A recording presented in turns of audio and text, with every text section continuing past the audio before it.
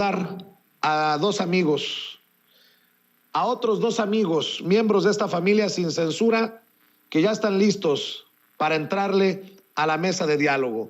Saludo al maestrazo Ramiro Padilla Tondo, el responsable de Pequeño Chairo Ilustrado y de otros libros que se han convertido entre los favoritos ya de la audiencia sin censura. Maestro, ¿cómo estás? Te saludo con mucho gusto. Un abrazo, Ramiro. Mi querido Vicente, un gusto estar de nuevo en esta supermesa con mi querida Meme, y pues aquí estamos para echarle chingadazos como debe ser todos los días, hacer la talacha, hablar como los medios tradicionales no hablan y mienten todos los días. Mi querido Vicente, ¿cómo estás? Bien, bien. Se le pasó decirte a Ceci que hoy Meme se encuentra atendiendo precisamente situaciones de la corresponsalía. Se encuentra con nosotros Manuel Hernández Borbolla, periodista, reportero en México de Actualidad RT y también amigo de esta familia sin censura. Querido Manuel, ¿cómo estás? Te saludo con mucho gusto. Hola, ¿qué tal, Vicente? Un saludo para ti, para Ramiro y para toda la audiencia. Oigan, pues vamos a empezar con la exhibida que le pone el presidente Andrés Manuel López Obrador a Ricardo Rafael. Y Ricardo Rafael no tarda en decir, el calumniador acusando calumnia, porque me ha calumniado a mí, por eso le digo calumniador. El calumniador acusando calumnia, y ya le contestó Jesús Ramírez Cuevas. Dice que es falso, que es mentira lo que dice el presidente. Y dice Jesús Ramírez Cuevas, Ricardo Rafael asegura que el presidente López Obrador miente al señalarlo de cobrar en el INE. Aquí están las pruebas y enlaces de que está en la lista de proveedores. Si él dice que no cobra, que lo aclare el INE. ¿Y qué dijo el presidente Andrés Manuel López Obrador de Ricardo Rafael? Querida Ceci, échemelo por favor.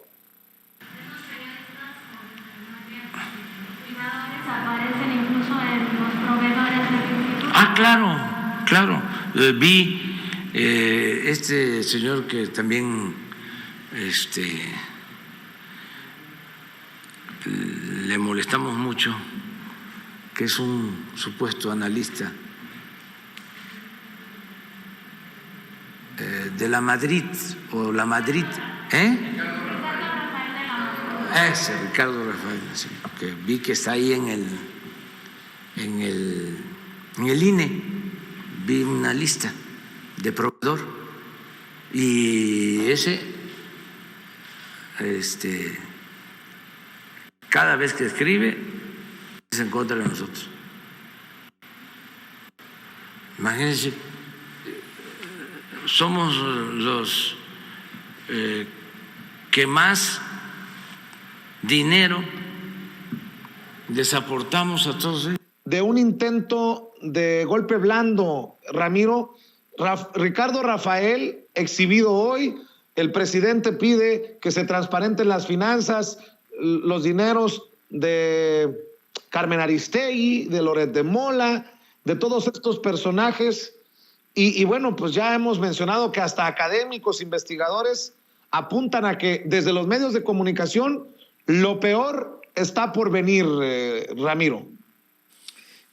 Sí, el intento de rasgarse las vestiduras por una circunstancia desafortunada. Esto es una investigación hecha con las patas, con la única intención de golpear al gobierno, que sabemos que tiene una agenda política. Si ustedes se dan cuenta, en Estados Unidos está claramente diferenciado quién está con quién. Por ejemplo, en Fox News nosotros sabemos que son el brazo armado del Partido Republicano, y hay otras estaciones de televisión también. Hay que recordar, por ejemplo, para darle perspectiva al público de Sin Censura, les vamos a recordar algo que sucedió cerca del 2003, que esto es los medios de comunicación, para que se den idea de la importancia de los medios de comunicación. En Estados Unidos, los medios de comunicación le vendieron la guerra de Irak al público norteamericano. En cuestión de poco tiempo, todo el público norteamericano pasó de ser un escéptico de la guerra con Irak a apoyar totalmente por la labor que establecieron todos los medios de comunicación. Hay que recordar que en el 2003 pues, el asunto de los medios alternativos estaba en pañales. No podría, por ejemplo, Estados Unidos vender una guerra hoy porque hay muchos canales de YouTube que se opondrían totalmente, porque hay información circulando en los medios alternativos.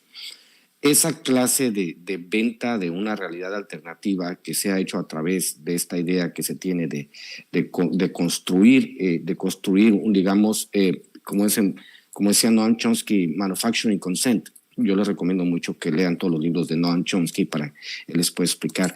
O también pueden leer los libros de Richard Kapuscinski, el gran periodista polaco. Explican esta parte donde los medios de comunicación se pueden convertir en los fieles a la balanza para tratar de crear una realidad alternativa. Los medios mexicanos, los medios hegemónicos mexicanos, todos los periodistas que han trabajado este nado sincronizado al sentirse atacados por nuestro presidente. Pero nuestro presidente, desgraciadamente muchos pueden decir que se ha excedido al exhibir los ingresos, pero en realidad no se ha excedido, simplemente está ejercitando su derecho a réplica. Así al menos yo lo veo desde mi perspectiva. Obviamente hay mucha gente que se ha molestado porque dicen que esta parte de exhibir los ingresos de Loret de Mola y empezar a exhibir a todos los periodistas que obviamente tienen una agenda ideológica, tienen un proyecto político más que una agenda, tienen un proyecto político y están identificados obviamente con un proyecto político como lo que yo te digo, Vicente. Todos ellos identificados, por ejemplo, con la venta de una guerra, la venta de guerra que le hicieron de Irak, la cual ocasionó cientos de miles de civiles inocentes muertos. Esa es más o menos la gravedad de lo que podemos entender en México, pero obviamente nosotros estamos en circunstancias distintas porque nosotros tenemos los medios alternativos y la gente, mucha gente, un gran porcentaje de los mexicanos se informan con medios alternativos, así que es muy difícil que ellos nos puedan vender una guerra al estilo de los medios norteamericanos. El único que se opuso a la guerra fue un camarada que tenía los talk shows, no sé si recuerdas a Phil Donahue. Phil Donahue fue el único que fue vocal al decir que no, que lo que estaba haciendo Estados Unidos era vender de mala manera una guerra que no era cierto, que era una guerra falsa, y lo corrieron, fue el único que se opuso. Pero todos los demás, el 100% de los medios de comunicación, todos los presentadores de noticias, todos los intelectuales, todos se unieron detrás de la causa del asunto de las armas de destrucción masiva que nunca existieron. Es por eso que es tan importante que la gente recuerde la historia de cómo los medios de comunicación han trabajado el asunto. Vamos a recordar el asunto de O Globo en Brasil, que le vendieron el caso de que Lula da Silva tenía un departamento que no sabía que existía y por ello lo metieron a la cárcel. Hay que recordar lo que se ha vendido en Ecuador. Hay que recordar, por ejemplo, que en Colombia, que nunca ha gobernado la izquierda es la culpable de todos los males en Colombia. Hay que recordar lo que sucedió en Argentina, que después de una campaña contra, digamos, Cristina Fernández de Kirchner, que 2 años después a mí me tocó estar en Argentina, había canales especializados en Argentina en atacar a Cristina Fernández de Kirchner 2 años después de que había salido de presidenta. Entonces, la derecha y sus campañas de desinformación tienen que enfrentar ahora sí el escrutinio de todo el público. Ya no estamos porque es muy peligroso. Se siente un precedente muy peligroso si permitimos que los medios hegemónicos de derecha puedan mentir con la mano en la cintura y se escuden en la libertad de expresión. Yo pienso sí que la libertad de expresión debe tener sus límites y su límite es cuando están mintiendo, están falseando la verdad. Entonces, obviamente estamos ante una circunstancia inédita en la cual no te puedes poner a jugar las vencidas con el Estado. Obviamente el presidente ha sido respetuoso, no ha censurado a nadie, pero quizá ya sea tiempo de apretar un poco las cuerdas, mi querido Vicente. Difiero contigo, mi querido Ramiro Padilla Tondo. Siempre hay que darle prioridad y preferencia a la libertad de expresión. Nunca pudiera estar desde la trinchera de sin censura en apretar ninguna tuerca en ese sentido, pero eso sí te voy a decir, al César lo que es del César. Yo puedo tener muchas diferencias con Rubén Luengas, con quien he salido del chongo en muchas ocasiones, pero también en español, en la prensa en Estados Unidos, si alguien se opuso a la guerra contra Irak, abiertamente fue Rubén Luengas, y lo que lo llevó también a confrontarse incluso con Jorge Ramos, que le hizo el juego a la administración de George W. Bush. Ahora sube al ring Ricardo Rafael, querido Manuel, otro más de las mesas de análisis de Carmen Aristegui, una Carmen Aristegui que ha sido señalada duramente por el presidente Andrés Manuel López Obrador, pero pues con estas mesas de análisis y con estos golpeadores, híjole, es difícil entender a la Carmen de hoy con la Carmen por la que mucha gente salió a defender en su momento en años anteriores. Tienes a Ricardo Rafael, a Sergio Aguayo, a Denise Dresser, tienes ya incluso a Anabel Hernández, en fin, ¿cómo ves la situación, Manuel? Yo creo que en toda esta disputa y en este golpismo mediático que estamos viendo en las últimas semanas de manera muy exacerbado contra López Obrador, esta ofensiva contra los hijos, que le fue muy difícil al presidente esta situación. Hay también un componente importante de una lucha de clases.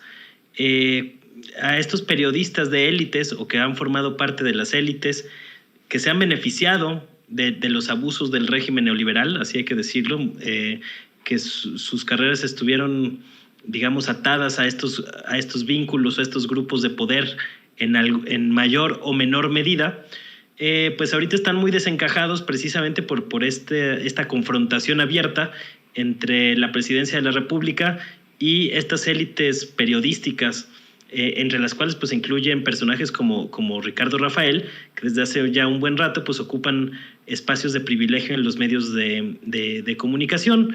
Y lo mismo pasó con el caso de Loret de Mola y demás, ¿no? Mientras llevan años matando a periodistas, ahora sí que periodistas de a pie, están reportando en las calles, en estados muy peligrosos, sumidos por la violencia. Yo no he visto a ninguno de estos periodistas, o a muy pocos, en las protestas cuando ha habido asesinatos de periodistas, y al menos yo llevo ya un buen rato asistiendo a esas marchas, pues, por lo menos desde 2015, 2016, desde 2015 más o menos. Y yo al menos no me ha tocado ver por ahí a personajes como Ricardo Rafael y demás. Entonces, me parece que de alguna manera hay un componente importante de lucha de clases en este asunto, y cuando la confrontación llegó a un periodista o a un comunicador, porque no le puedo llamar periodista, como Carlos Loret de Mola, pues inmediatamente saltaron estas élites, ¿no? Porque les estaban tocando a uno de los suyos, a un integrante, a un beneficiario y a un defensor de la derrotada oligarquía neoliberal, que siguen reclamando sus privilegios, que se construyeron a base del abuso sobre las clases trabajadoras, con medidas como el outsourcing, por ejemplo, ¿no? Que estos personajes defendieron. Y ahora resulta que hasta Felipe Calderón pues también es de los Lorets, como ahora yo les digo, ¿no? A estos que todos son Loret, que es como un álbum de estampas de los coleccionable de los integrantes de la derecha mexicana, ¿no? Y del sector más golpista de la derecha mexicana.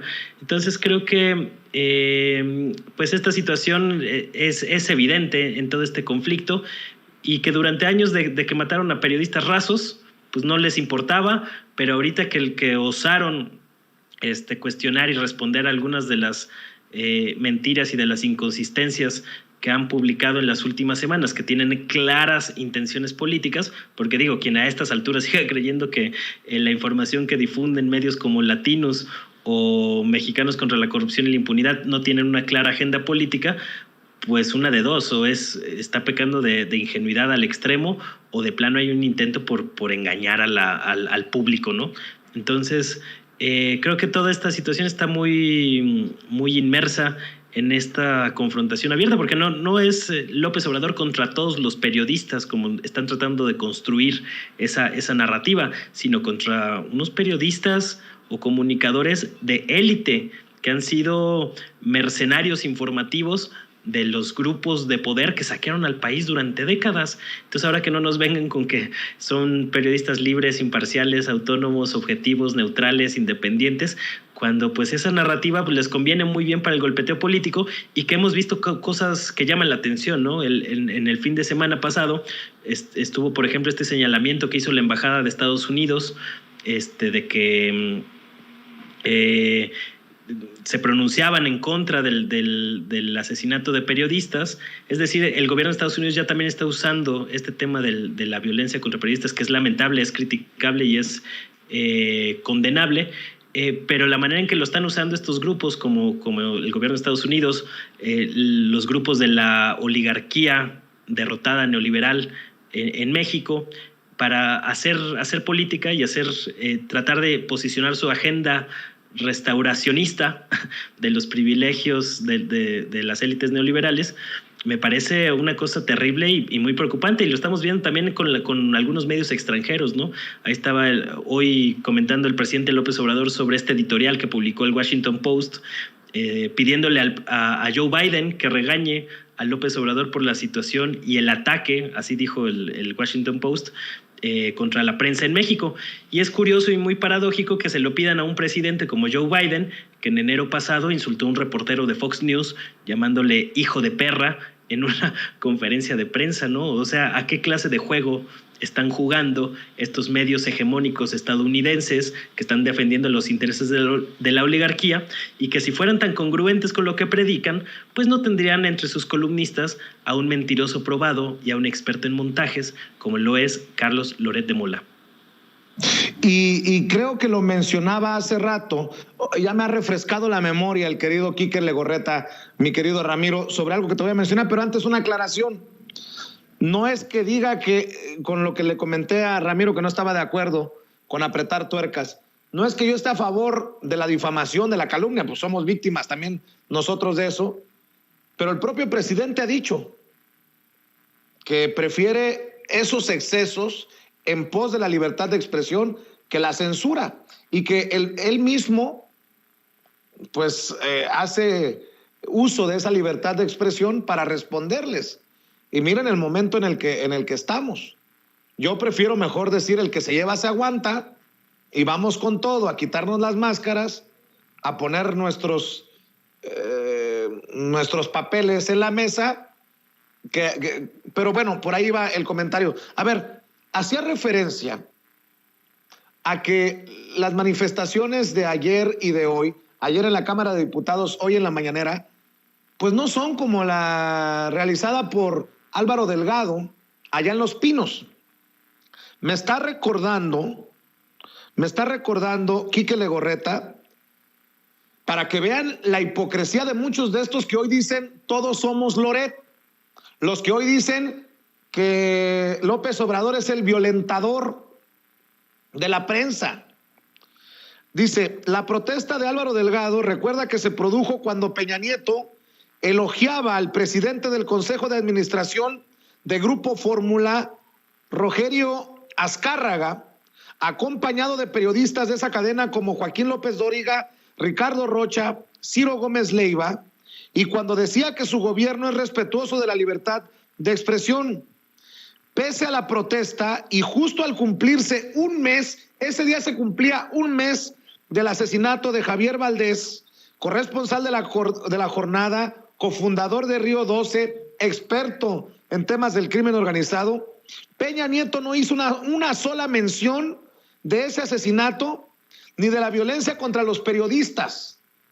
Y aún así le aplaudieron, porque ahí estuvieron Carlos Loret de Mola, Denise Merker, Ruiz Gili, Paola Rojas, Ciro Gómez Leiva, Joaquín López Dóriga, muchos de los que hoy andan muy alebrestados contra el gobierno, pues. Me dice Enrique Legorreta, en ese entonces Álvaro Delgado desplegó una pancarta que en letras rojas y negras exigía basta de sangre, rectifique presidente, ni uno más. Justo al cumplirse un mes del asesinato del periodista Javier Valdés Cárdenas en Culiacán, Sinaloa. Fue cuando Álvaro Delgado exhibió la manta mientras Peña Nieto hablaba de su gobierno y de su apapacho a ciertos medios de comunicación. En ese entonces no hubo gran solidaridad con Álvaro Delgado, que era visto algo así como apestado. Y nada más para abonar a este diálogo, mi querido Ramiro Padilla Tondo, que los que de antes son los de hoy.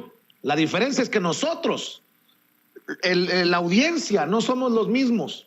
Ya no nos podemos tragar la misma calabaza de ayer por lo que sabemos hoy. Ramiro. Voy a elaborar una frase que quiero que se inmortalice. Fíjense bien. Prensa que nace torcida, nunca su rama endereza. Eso es lo que ha pasado en México. Prensa que nace torcida, nunca su rama endereza. La prensa, desgraciadamente, en su inmensa mayoría está torcida en México. ¿Por qué? Hemos hablado de los antecedentes del por qué la prensa en México se comporta de cierta manera, tiene ciertos comportamientos.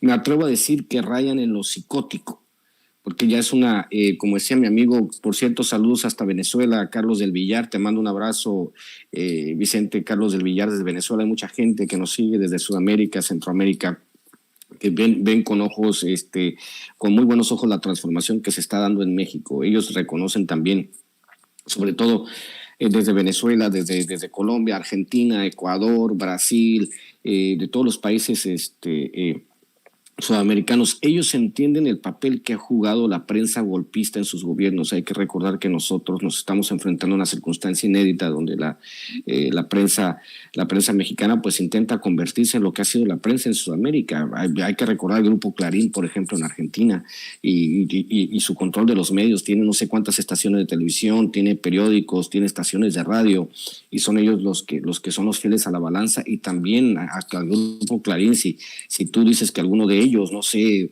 el pelotudo del Feynman o el otro mega pelotudo de la Nata, que son basura periodística en Argentina, que son los equivalentes a Loret y todos ellos, salen diciendo que hay golpismo, que vamos a llegar al comunismo. Exactamente. La derecha en todo el mundo tiene los mismos comportamientos, digamos que son genéricos intercambiables. Tú puedes agarrar la prensa mexicana y trasladarla a Argentina y sería exactamente lo mismo. Te puedes traer a esos pelotudos a México y exactamente sería lo mismo.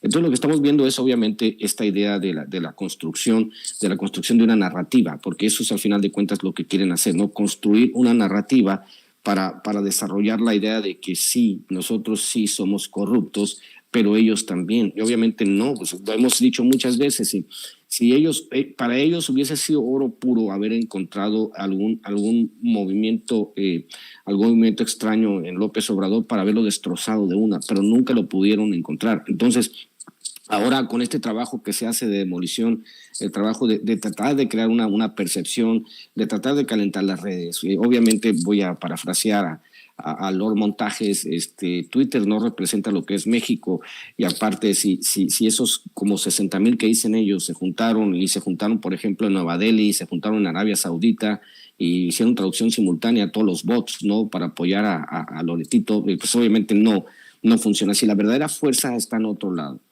Pues obviamente el presidente ha decidido pues escalar el conflicto, y a mí me parece bien que haya decidido pues ya saltar al ruedo y señalarlos con nombre y apellido, porque pues ellos no juegan limpio. El problema que tenemos la izquierda y que tiene la derecha es que nosotros, la izquierda, por ejemplo, cualquier cosa que digamos tiene que estar sujeta a datos duros y tiene que ser veraz. Esa es porque si imagínate que alguno de nosotros dé un dato falso, andamos siempre caminando por una línea muy delgada de credibilidad.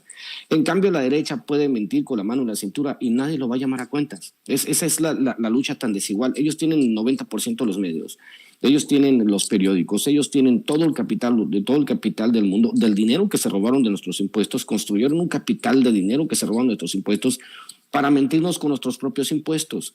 Entonces, obviamente, nosotros tenemos que hacer la parte de que nos corresponde. Como te digo, vamos a trabajar una plataforma para darle la batería, ya luego les iré informando, ya les informé un poco, pero tenemos que empezar a combatir eso, porque nosotros no podemos salir o que vamos a convertir mentiras con mentiras. No, vamos a combatir el dinero sucio con dinero limpio, es lo que vamos a hacer, y ese es parte del proyecto que tenemos con los migrantes en Estados Unidos, de combatir toda esta serie de desinformación. Es un trabajo difícil porque obviamente yo te he visto, Vicente, con la frustración de que estás debatiendo con un cabrón que sabes que te está mintiendo en la cara. A nosotros nos sucede mucho, ¿no? Estás debatiendo con un cabrón que sabes que te está mintiendo y dices, pues está mintiendo este cabrón. ¿Por qué no dice la verdad?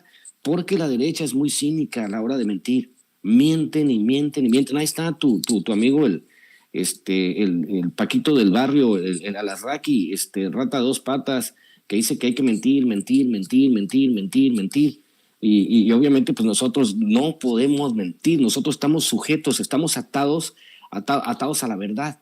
Y mientras el combate sea la verdad contra las medias verdades y las mentiras que está propagando la derecha, pues la lucha es más o menos desigual.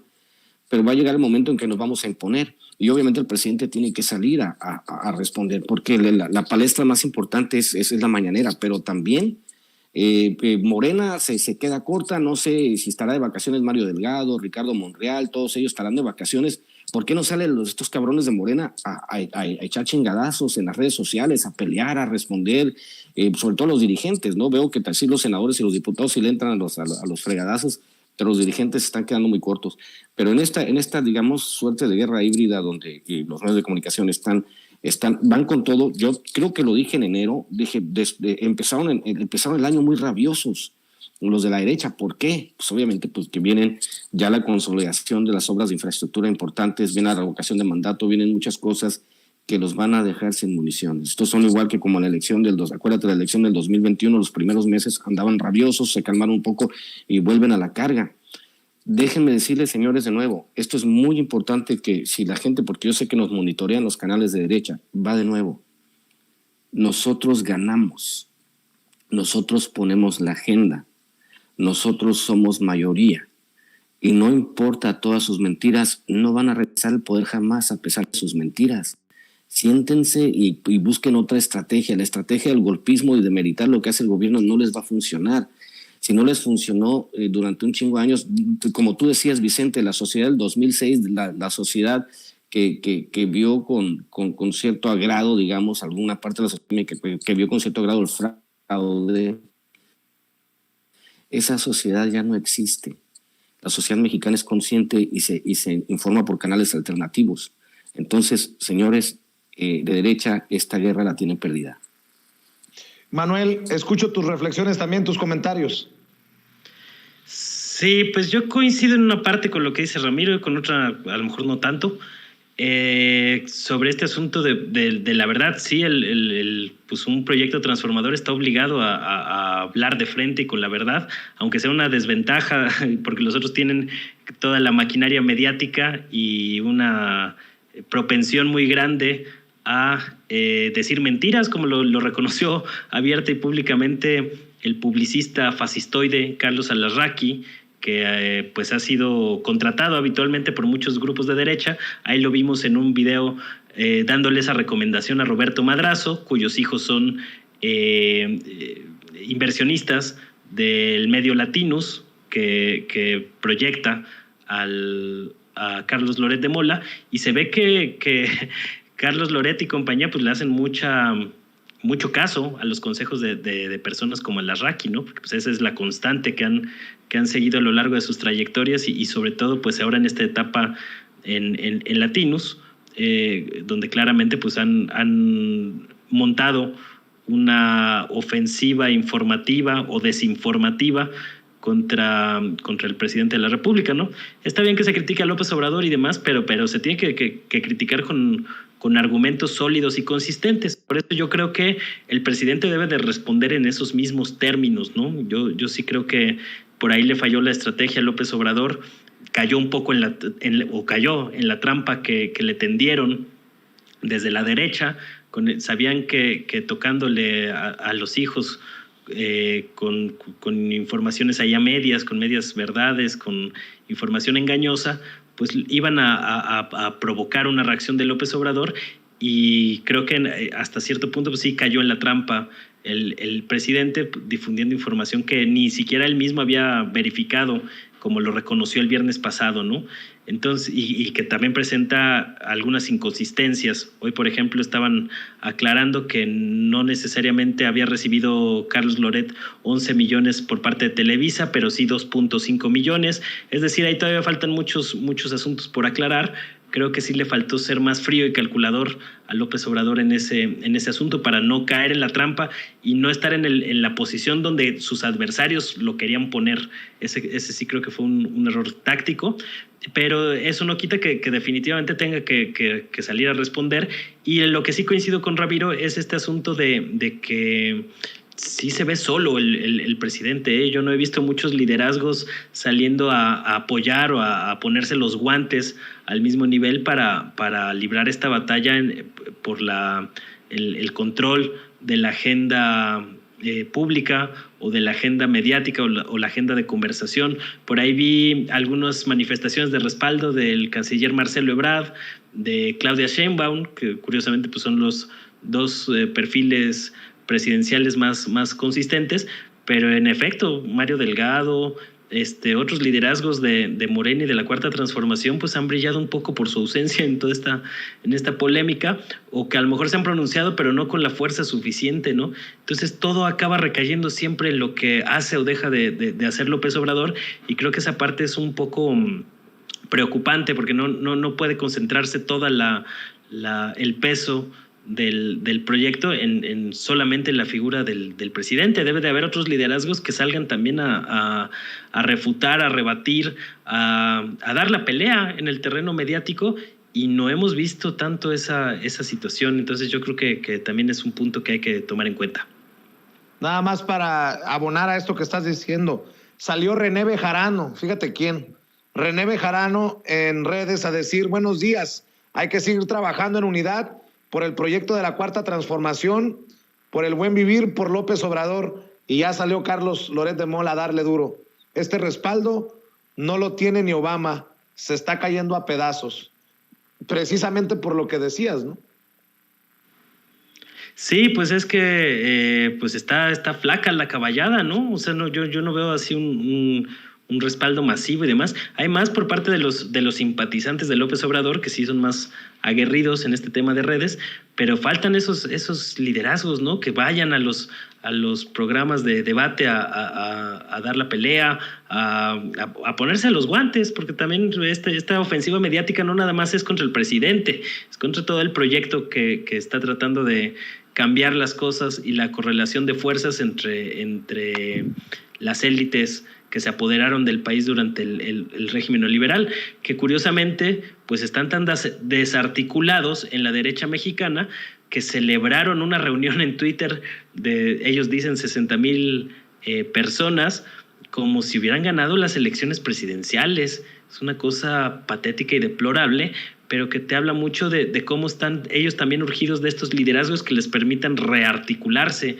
porque andan un poco sueltos y pues nomás no levantan en las encuestas. En una de esas hasta por ahí andan candidateando a Loret, a ver si así por lo menos suben unos puntitos en las encuestas, porque de ahí en fuera no se ve ningún liderazgo tampoco en la derecha mexicana que les permita competir de manera real en la sucesión presidencial de 2024, pero sí creo que le falta acompañamiento al presidente. En el gabinete pues es prácticamente inexistente los pronunciamientos, ¿no? O sea, a lo mejor están muy metidos en sus encomiendas y demás, pero no hemos visto así un respaldo en redes, sobre todo, que permita contener un poco esta ofensiva.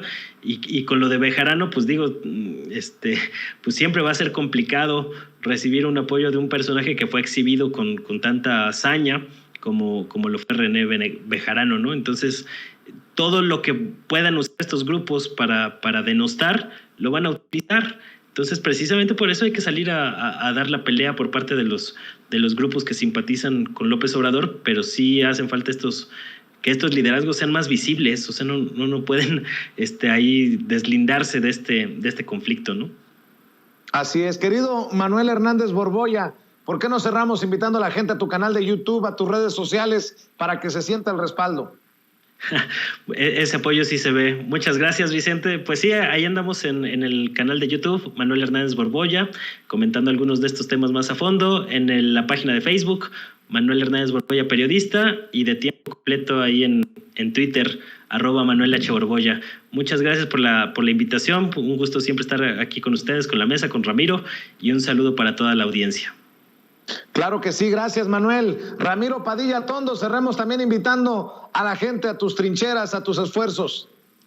Señores, ahora que ando de gira por Estados Unidos, me han llegado varias peticiones de la comunidad migrante por hacer algún proyecto, una plataforma. Les iremos informando qué es lo que se va a hacer. Los migrantes también quieren convertirse en parte de la transformación de manera más activa. Ya les iré explicando de qué se trata el proyecto que traemos. Y pues después de esta campaña de desinformación, decirle a la derecha que ustedes acaban de despertar un gigante dormido que es la comunidad migrante en Estados Unidos. van a esperar noticias de nosotros coordinando este proyecto. Y pues nos vemos hoy en la noche en Chaironomics, por ahí de las 11 de la noche, @Ramiro Atondo, @Chairo Ilustrado, estamos en Twitter. Y decirles, cierro con un pensamiento, y que es muy importante que se entienda. El presidente es humano, el presidente tiene un corazón, tiene sentimientos. Obviamente no esperen que el presidente sea un político como un robot, no es un muñeco acartonado como Peña Nieto, no es un genocida como Calderón, no es una mente malvada como Carlos Salinas de Gortari, no es un vendepatrias como Ernesto Zedillo, no es un bruto como Vicente Fox, es una persona con sentimientos. Y así como él, por más político que seas, siempre en tu corazón va a estar primero tu familia. Con eso cierro, mi querido Vicente. Muchas gracias. Muy bien, muchas gracias, Ramiro Padilla Atondo. Gracias, Manuel Hernández Borboya. Estamos al pendiente para otra mesa de diálogo aquí en Sin Censura. Oiga, a ver, ¿qué cosas pasan?